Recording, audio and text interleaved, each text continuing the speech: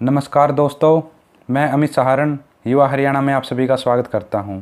दोस्तों, आज की इस वीडियो में हम विस्तार से बात करेंगे कि केंद्र सरकार जो जून में 3 कृषि अध्यादेश लेकर आई थी, इनके फ़ायदे और नुकसान क्या क्या हैं।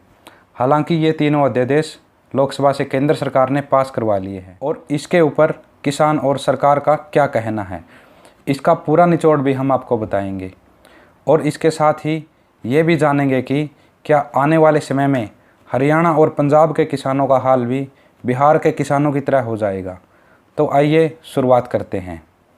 जब हमने इसके ऊपर रिसर्च किया तो इसमें यह पाया गया कि इन तीनों अध्यादेशों से किसानों को कम फ़ायदा मिलेगा, बल्कि इसका फ़ायदा उद्योगपति या व्यापारियों को ज़्यादा मिलेगा। तीनों बिलों में से सबसे ज़्यादा विरोध farmer produce trade and commerce यानी कृषि उत्पाद व्यापार या वाणिज्य विधेयक का हो रहा है। तो आइए सबसे पहले इसी पर चर्चा कर लेते हैं। इस बिल को समझने के लिए सबसे पहले मंडी टैक्स को समझना ज़रूरी है। क्या होता है ये मंडी टैक्स? किसान अपनी फसल लेकर मंडी में जाता है, जिसे हम APMC भी कहते हैं। मंडी में किसान आढ़ती के माध्यम से अपनी फसल को किसी प्राइवेट व्यापारी या किसी सरकारी संस्था जैसे हैफेड, नेफेड या FCI को बेचता है। जो कोई भी व्यापारी या सरकारी एजेंसी मंडी से फसल खरीदती हैं तो उनके ऊपर मंडी बोर्ड या मार्केट कमेटी टैक्स लगाती है, उसे मंडी टैक्स कहते हैं। मंडी टैक्स से मार्केट कमेटी की आमदनी होती है। यह टैक्स आमतौर पर व्यापारियों और उद्योगपतियों पर लगाया जाता है, यह किसानों पर नहीं लगता। यह टैक्स राज्य सरकार मंडी के संचालन के लिए लगाती है। हर राज्य अपने हिसाब से मंडी टैक्स लगाता है। हरियाणा में इस समय गेहूं और पैडी की फसल पर 4% टैक्स लगाया जाता है। इसमें 2% मार्केट फीस होती है और 2% रूरल डेवलपमेंट फंड होता है। आइए अब चर्चा करते हैं बिल पर। सबसे पहले कुछ मुख्य प्रावधानों को देख लेते हैं जो बिल में किए गए हैं। पहला, कोई भी किसान या व्यापारी फसल की खरीद बेच मंडी से बाहर कर सकते हैं। पहले खरीद बेच मंडी के ही माध्यम से होती थी।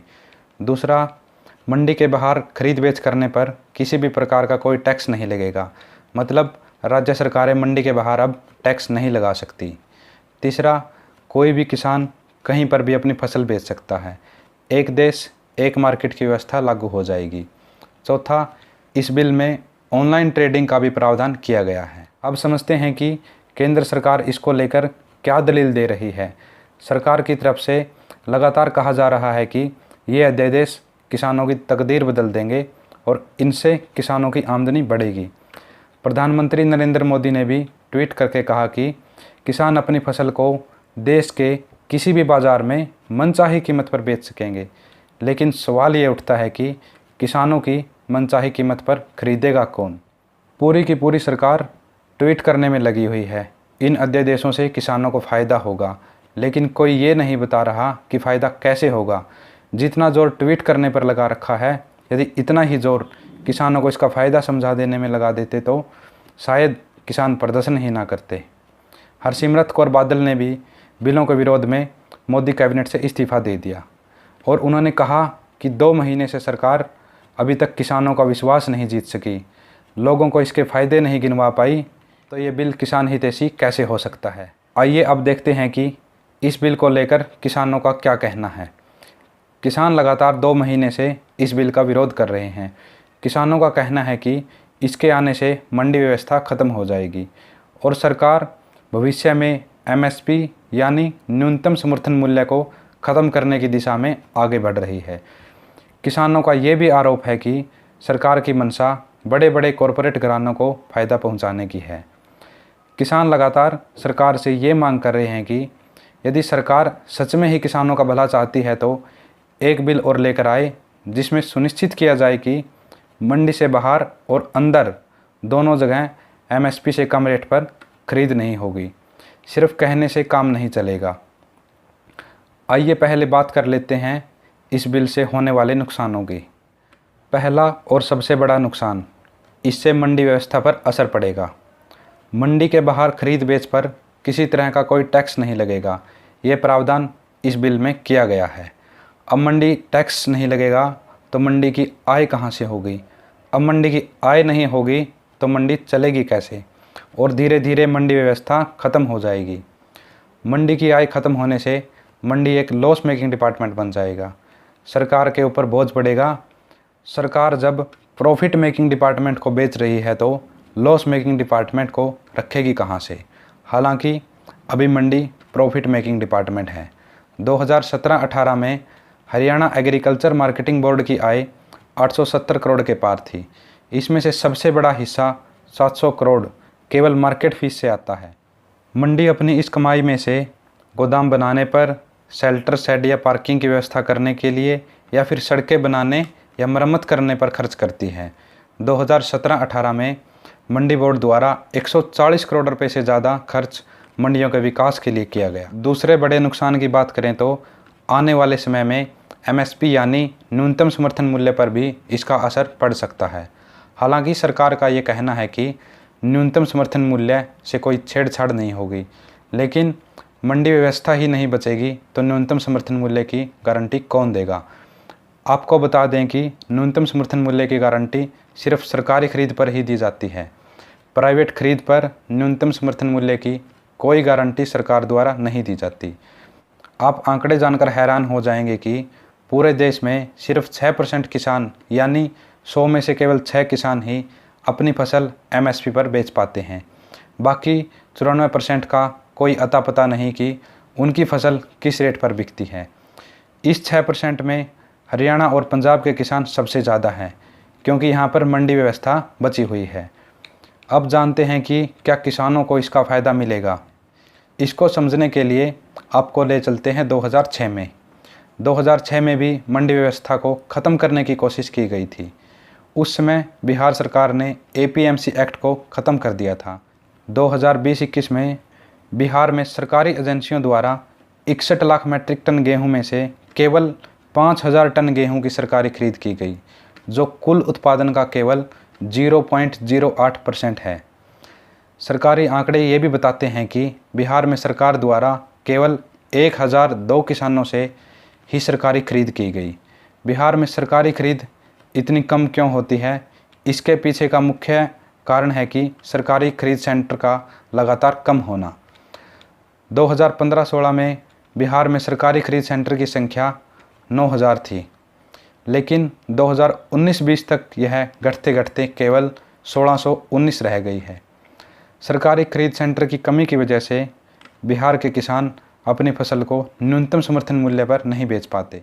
और किसानों की इस दुर्दशा का सबसे बड़ा कारण 2006 में राज्य सरकार द्वारा एपीएमसी एक्ट को ख़त्म करना है। 14 साल हो गए बिहार में एपीएमसी एक्ट को ख़त्म हुए, तो फिर वहाँ के किसान अभी तक तरक्की क्यों नहीं कर सके। इस रिपोर्ट को देखकर आपको ये समझ आ गया होगा कि किसानों के लिए मंडी व्यवस्था कितनी ज़रूरी है। हो सकता है आने वाले समय में हरियाणा और पंजाब के किसानों का भी हाल यही हो जाए। हो सकता है कि शुरू में मंडी के बाहर फसल के ज़्यादा रेट मिल जाए, जिससे किसान मंडी के बाहर फसल बेचना शुरू कर देंगे और मंडी व्यवस्था तब तक धीरे धीरे कमज़ोर हो जाएगी। मंडी के बाहर ज़्यादा रेट इसलिए मिल सकता है क्योंकि व्यापारियों को 4% टैक्स की बचत होगी। हो सकता है इसमें से थोड़ा बहुत किसानों को भी दे दिया जाए। लेकिन यहाँ से एक सवाल उठता है कि क्या किसान मंडी के बाहर व्यापारियों को सीधा फसल बेच सकते हैं? हम सबको पता है कि किसान आड़ती से पैसे लेकर खेती करता है और वह अपनी फसल भी आड़ती के माध्यम से ही बेचता है। ये तो आड़ती पर निर्भर करेगा कि किसानों तक इसका फ़ायदा पहुँचेगा या नहीं। अब बात करते हैं तीसरे बड़े नुकसान की। इससे राज्य सरकार के ऊपर भी फाइनेंशियल बोझ बढ़ेगा। दरअसल मंडी बोर्ड अपनी आय में से उन सड़कों को बनाता है जो गांव को मंडी से जोड़ती हैं।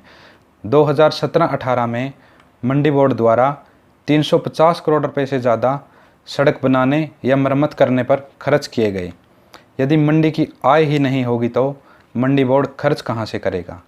ग्रामीण क्षेत्र में सड़क बनाने का सारा बोझ पीडब्ल्यूडी यानी राज्य सरकार पर पड़ेगा। सरकार पर सालाना 400 से 500 करोड़ का बोझ बढ़ सकता है। क्या इस बिल से आड़तियों का भी नुकसान होगा? आइए यह भी देख लेते हैं। आपने देखा होगा कि आड़ती भी इस बिल का विरोध कर रहे हैं। मंडी में आड़ती के माध्यम से किसान अपनी फसल व्यापारी को बेचता है। एक तरह से आड़ती किसान और व्यापारी के बीच बिचौलियों का काम करता है। व्यापारी द्वारा फसल खरीदने पर आढ़ती व्यापारी से 2.5% या 2.5% का कमीशन लेता है। आढ़तियों को डर है कि यदि मंडी से बाहर सीधी फसल बिकना शुरू हो गई तो उनकी भी आय खत्म हो जाएगी। आपको बता दें कि 2017-18 तक हरियाणा में 34,322 कमीशन एजेंटों को सरकार द्वारा लाइसेंस दिए जा चुके हैं और इस बिल के पास हो जाने से 34,000 लोगों की आय पर भी असर पड़ेगा। पेमेंट का विवाद होने पर किसानों को कोर्ट जाने का कोई अधिकार नहीं है। किसान अपनी शिकायत को लेकर सिर्फ एसडीएम के पास जा सकते हैं। किसान को सिविल कोर्ट जाने का कोई प्रावधान इस बिल में नहीं किया गया। इस पर किसानों को आपत्ति है कि एसडीएम ऑफिस में बड़े बड़े व्यापारियों की ही सुनवाई होगी और किसानों का शोषण किया जाएगा। ये तो थे इस बिल से होने वाले नुकसान। अब बात करते हैं फ़ायदों की। फ़ायदों की बात करें तो इस बिल से किसानों की बजाय कॉरपोरेट घरानों को ज़्यादा फ़ायदा मिलेगा, क्योंकि मंडी के बाहर खरीद पर कॉरपोरेट को 4% टैक्स की बचत होगी। 1 क्विंटल गेहूँ खरीद पर अगर देखा जाए तो 4% के हिसाब से 77 रुपये की बचत होती है और यह रकम हज़ारों क्विंटल खरीद पर कितनी बड़ी हो जाएगी आप खुद ही अंदाज़ा लगा लीजिए। इस बिल से कॉरपोरेट के साथ साथ सरकार को भी फ़ायदा होगा। सरकार को इससे ये फ़ायदा होगा कि प्राइवेट व्यापारियों के मार्केट में आने के बाद सरकार के ऊपर खरीद का बोझ कम हो जाएगा। एक रिपोर्ट के अनुसार 2019-20 में पंजाब और हरियाणा में सरकारी एजेंसियों द्वारा पैडी और वीट की फसल की 80,000 करोड़ की सरकारी खरीद की गई। एक सवाल और उठाया जा रहा है कि इस बिल का सबसे ज़्यादा विरोध हरियाणा और पंजाब में ही क्यों हो रहा है, बाकी राज्यों में इतना विरोध क्यों नहीं हो रहा। आपको बता दें कि एमएसपी पर सबसे ज़्यादा खरीद हरियाणा और पंजाब राज्यों से होती है। 2019-20 में सरकारी एजेंसियों द्वारा 341 लाख मीट्रिक टन गेहूं की खरीद की गई। 341 में से 222 लाख मीट्रिक टन गेहूं केवल हरियाणा और पंजाब से खरीदा गया। इससे आप खुद ही अंदाज़ा लगा लीजिए कि इन बिलों का सबसे बड़ा नुकसान कौन से राज्यों को होगा। रिपोर्ट को देखकर आपको समझ आ ही गया होगा कि इस बिल के पास होने से फ़ायदा किसको होगा और नुकसान किसको। हमें कमेंट करके ज़रूर बताएं। और दोस्तों, इसी तरह से आगे आने वाली हमारी वीडियो को देखने के लिए चैनल को लाइक, शेयर और सब्सक्राइब ज़रूर करें। धन्यवाद। जय हिंद।